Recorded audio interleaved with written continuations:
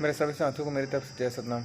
दोस्तों, आज और हम एक नए कहानी के साथ आप लोगों के सामने आ गए हैं।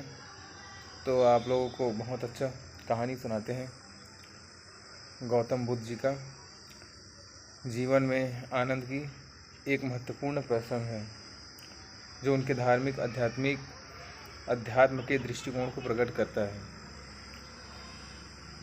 यह कहानी सुजात नामक एक युवक के संदर्भ में है जो गौतम बुद्ध के संग आध्यात्मिक साधना करता है।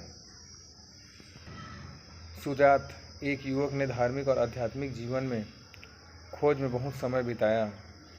उसका मुख्य प्रयास जीवन में असली अर्थ को समझाने का था। वह निरंतर तपस्या करते रहता है पर उसे ज्ञान प्राप्त नहीं हो रहा था बाद में होता। तो एक दिन सुजात गांव के बाहर एक पेड़ के नीचे बैठा था। वह अदृश्य शक्तियों और आध्यात्मिक गतिविधियों के बारे में सोच रहा था। तभी वहाँ उसके पास गौतम बुद्ध के पास आए और उनसे पूछा। गौतम बुद्ध ने सुजात से पूछा, तुम क्या खोज रहे हो? सुजात ने कहा, मैं सज्ञान ज्ञान की खोज में हूँ।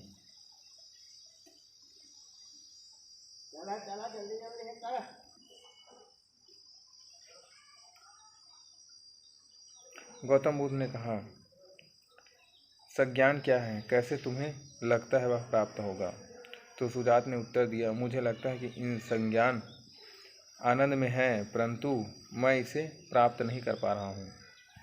और उसके बाद और लिखते हैं कि गौतम बुद्ध ने मुस्कुराते हुए सज्ञान आनंद में नहीं है, सज्ञान उसी में है जो आनंद के बाहर है। आनंद सिर्फ एक भावना है जो भौतिक रूप या दुख के रूप में आता है। सज्ञान वह शांति है जो मन के विचित्र भावनाओं से परे है। गौतम बुद्ध ने इस उपदेश में सुजात के मन को छू लिया। उसने समझा लिया कि सज्ञान और आनंद दो अलग अलग चीज़ें हैं। उसने गौतम बुद्ध के प्रेरणादायक उपदेशों का अनुसरण किया और अंत सज्ञान ज्ञान की प्राप्ति की।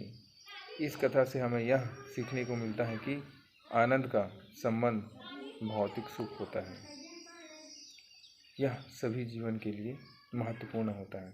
यह सभी लोगों के जीवन के लिए बहुत महत्वपूर्ण होता है।